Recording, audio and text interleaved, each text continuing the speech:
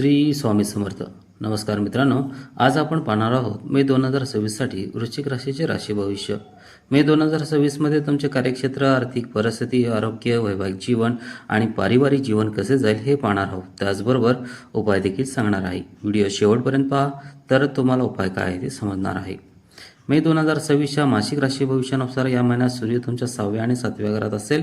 परिणामी सूर्य महिन्याच्या पहिल्या पंधरवड्यात तुम्हाला खूप चांगले फळ देऊ शकतो, परंतु दुसऱ्या पंधरवड्यात कमकुवत फळ देईल. मंगळ 11 मेपर्यंत थोडा कमजोर राहील आणि त्यानंतर खूप चांगले फळ देईल. बुध 15 मेपर्यंत शुभ असू शकतो आणि त्यानंतर अशुभ असेल.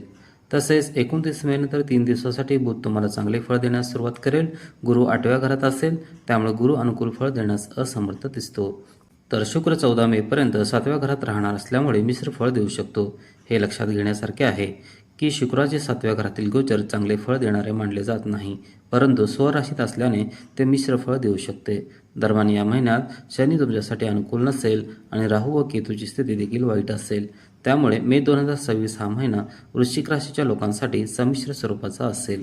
कार्यक्षेत्र, तुमच्या करिअरच्या बाबतीत तुमच्या कार्यक्षेत्राचा स्वामी असलेला सूर्य महिन्याच्या पहिल्या पंधरवड्यात म्हणजेच 15 मेपर्यंत अतिशय चांगल्या स्थितीत असेल, ज्यामुळे तुम्हाला कार्यक्षेत्रात शुभफळे मिळतील. सूर्याची ही स्थिती केवळ व्यवसायात गुंतलेल्यांसाठीच नव्हे तर नोकरी करणाऱ्यांसाठीही अनुकूल परिणाम देईल. दरम्यान व्यवसायाचा ग्रह असलेला बुध देखील 15 मेपर्यंत 6व्या घरात असेल, ज्यामुळे तुम्हाला व्यवसायात चांगले परिणाम मिळतील. यानंतर शहाणपणाने घेतलेले व्यावसायिक निर्णय सकारात्मक परिणाम देतील. तसंच महिन्याच्या दुसऱ्या पंधरवड्यात व्यवसायात कोणतीही मोठी जोखीम घेणे टाळणे महत्त्वाचे आहे. गोष्टी जशा आहेत तशा चालू राहू द्याव्यात. त्याचप्रमाणे नोकरी करण्यासाठी महिन्याचा पहिला पंधरवडा खूप चांगला असेल, तर दुसरा पंधरवडा सरासरी असेल. आर्थिक परिस्थिती, आर्थिक बाबीबद्दल बोलायचे झाल्यास लाभस्थानाचा स्वामी बुध महिन्याच्या पहिल्या पंधरवड्यात म्हणजे 15 मेपर्यंत 6व्या घरात असेल. लाभाच्या दृष्टीने ही एक अनुकूल स्थिती मानली जाते. दरम्यान धनस्थानाचा स्वामी गुरु 8व्या घरात असल्यामुळे तुम्हाला संपूर्णपणे साथ देऊ शकणार नाही. तसेच धनस्थानावरील त्यांच्या दृष्टीमुळे थोडी काटकसर करून तुम्ही बरीच बचत करू शकाल. गुरु संपत्तीचे प्रतिनिधित्व करतो आणि त्याची स्थिती मध्यम आहे. परिणामी गुरु तुमच्या आर्थिक जीवनात थोडी मदत करू शकेल. लाभस्थान महिन्याच्या पहिल्या पंधरवड्यात चांगले राहील आणि दुसऱ्या पंधरवड्यात मध्यम किंवा थोडे कमजोर राहील. धनस्थान गुरुच्या प्रभावामुळे अनुकूल आणि शनीच्या प्रभावामुळे कमजोर राहील. धनस्थान सामान्य राहील. मे महिन्याच्या मासिक राशी भविष्यानुसार हा महिना तुमच्या आर्थिक जीवनासाठी चांगला असेल. आरोग्य, तुमच्या लग्न राशीचा स्वामी असलेला मंगळाची स्थिती महिन्याच्या पहिल्या पंधरवड्यात विशेषतः 11 मेपर्यंत अनुकूल राहणार नाही.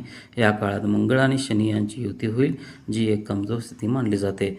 त्यामुळे 11 मेपूर्वी तुम्हाला तो मोसमी आजार, डोकेदुखी आणि ताप यांचा त्रास होऊ शकतो किंवा हवामानातील अचानक बदलामुळे तुमचे आरोग्य कमजोर होऊ शकते.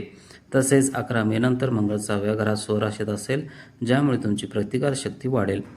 त्यामुळे जर तुम्हाला कोणताही आजार झाला तर तुम्हाला लवकरच त्यापासून आराम मिळेल. आरोग्याचा ग्रह असलेला सूर्यसुद्धा महिन्याच्या पहिल्या पंधरवड्यात तुमच्यासाठी अनुकूल राहील. मंगळ हा तुमच्या 6व्या घराचा स्वामी आहे आणि त्यामुळे तो तुम्हाला आरोग्याच्या बाबतीत सरासरी किंवा सरासरीपेक्षा चांगले परिणाम देऊ शकतो. एकूणच ग्रहांच्या स्थितीनुसार हा महिना आरोग्यासाठी चांगला मानला जाऊ शकतो. प्रेम आणि लग्न, प्रेम आणि वैवाहिक जीवनाच्या बाबतीत तुमच्या पंचम स्थानाचा स्वामी असलेल्या गुरुची मे महिन्यातील स्थिती फारशी अनुकूल राहणार नाही. शनी पंचम स्थानात बऱ्याच काळासाठी उपस्थित राहील, जे अनुकूल नाही. दरम्यान शनी आणि मंगळाची युती देखील 11 मेपर्यंत पंचम स्थानात राहील. त्यामुळे महिन्याच्या सुरुवातीपासून 11 मेपर्यंत प्रेमसंबंधामध्ये विशेष लक्ष देणे आवश्यक असेल. कोणतेही संघर्ष टाळण्याचा प्रयत्न करा. मतभेद निर्माण झाल्यास शांत राहणे शहाणपणाचे ठरेल. 11 मे नंतर परिस्थिती सुधारणा होईल. 14 मे नंतर शुक्र देखील तुलनेने चांगले परिणाम देईल. अशा प्रकारे जरी हा महिना प्रेमसंबंधाच्या दृष्टीने विशेष अनुकूल नसला तरी महिन्याच्या दुसऱ्या पंधरवड्यात तुलनेने चांगले परिणाम अपेक्षित आहेत.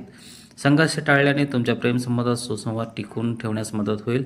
साखरपुडा किंवा विवाहाशी संबंधित बाबीमध्ये पुढे जाण्यासाठी हा महिना विशेष अनुकूल दिसत नाही. मे महिना तुमच्या वैवाहिक जीवनासाठी साधारण असू शकतो. तुमच्या सप्तम स्थानाचा स्वामी असलेला शुक्र महिन्याच्या पहिल्या पंधरवड्यात विशेषतः 14 मेपर्यंत सप्तम स्थानातच राहील, ज्यामुळे कोणत्याही मोठ्या समस्या टाळतील. तसेच सप्तम स्थानातील शुक्राचे गोचर खूप चांगले परिणाम देणारे मानले जात नाही. तरीही स्वराशीत असल्यामुळे शुक्र किमान कोणत्याही मोठ्या समस्या टाळेल. शनीची तिसरी दृष्टी सप्तम स्थानावर असेल, ज्यामुळे अधूनमधून काही त्रास होऊ शकतो. महिन्याच्या पहिल्या पंधरवड्यात शुक्र या समस्या कमी करण्यासाठी कार्य करेल. दरम्यान महिन्याच्या दुसऱ्या पंधरवड्यात शुक्र अष्टम स्थानात प्रवेश करेल. अशा प्रकारे शुक्राची स्थिती अनुकूल मानली जाते, परंतु या काळात तुमच्या वैवाहिक जीवनाला हलके घेऊ नका. एकूणच हा महिना तुमच्या वैवाहिक जीवनासाठी साधारण असेल. जर तुम्ही कोणताही धोका टाळलात तर तुम्हाला अनुकूल परिणाम मिळत राहील. कौटुंबिक जीवनाबद्दल बोलायचे झाले, तुमच्या दुसऱ्या घराचा स्वामी असलेला गुरु या महिन्यात 8व्या घरात असेल. जरी ही गुरुसाठी चांगली स्थिती मानली जात नसली तरी दुसऱ्या घरावरील त्याची दृष्टी एक अनुकूल बिंदू आहे. त्यामुळे तुम्हाला तुमच्या कौटुंबिक जीवनात मोठ्या प्रमाणात अनुकूल परिणाम मिळू शकतात. या काळात कोणत्याही मोठ्या समस्या उद्भवणार नाहीत. जर किरकोळ समस्या निर्माण झाल्या तर गुरुच्या कृपेने वडीलधाऱ्यांच्या हस्तक्षेपामुळे वाद मिटवण्यास मदत होईल. कुटुंबात शुभ घटनांची शक्यता आहे. दरम्यान मे महिन्यात तुमच्या कौटुंबिक जीवनात सरासरी परिणाम देऊ शकतो. मे 2026 या मासिक राशी भविष्यानुसार चतुर्थ स्थानाचा स्वामी शनी मंगळासह 11 मेपर्यंत तुमच्या कौटुंबिक जीवनात काही तणाव निर्माण करू शकतो. याशिवाय चतुर्थ स्थानातील राहूची स्थिती देखील कौटुंबिक वातावरण बिघडू शकते. दरम्यान गुरुची नवी दृष्टी तुमच्या कौटुंबिक जीवनात शांती दर्शवते. तसेच काही किरकोळ अडचणी असूनही तुमच्या कौटुंबिक जीवन आनंदी राहण्याची शक्यता आहे. सोप्या भाषेत सांगायचे तर किरकोळ समस्या निर्माण होतील, परंतु तुम्ही हळूहळू त्यावर मात कराल. एकूणच मे 2026 हा महिना तुमच्या कौटुंबिक जीवनासाठी सरासरीपेक्षा चांगले परिणाम देऊ शकतो. तसेच हा महिना तुमच्या कौटुंबिक जीवनासाठी संमिश्र असेल. उपाय आहेत: रात्री झोपताना डोक्याजवळ पाणी ठेवा आणि सकाळी ते एखाद्या झाडाला पाणी ओतून टाका. मंदिरात तूप आणि कापूर दान करा. गणपती अथर्वशीर्षाचे नियमित पठण करा. व्हिडिओ आवडल्यास व्हिडिओला नक्की लाईक करा, शेअर करा आणि उमाशेखर ॲस्ट्रो चॅनलला सबस्क्राईब करायला विसरू नका. कमेंटमध्ये ओम नमः शिवाय लिहा. पुन्हा भेटू अशाच एका आध्यात्मिक आणि प्रेरणादायी माहितीच्या व्हिडिओसह. जय हिंद, जय महाराष्ट्र.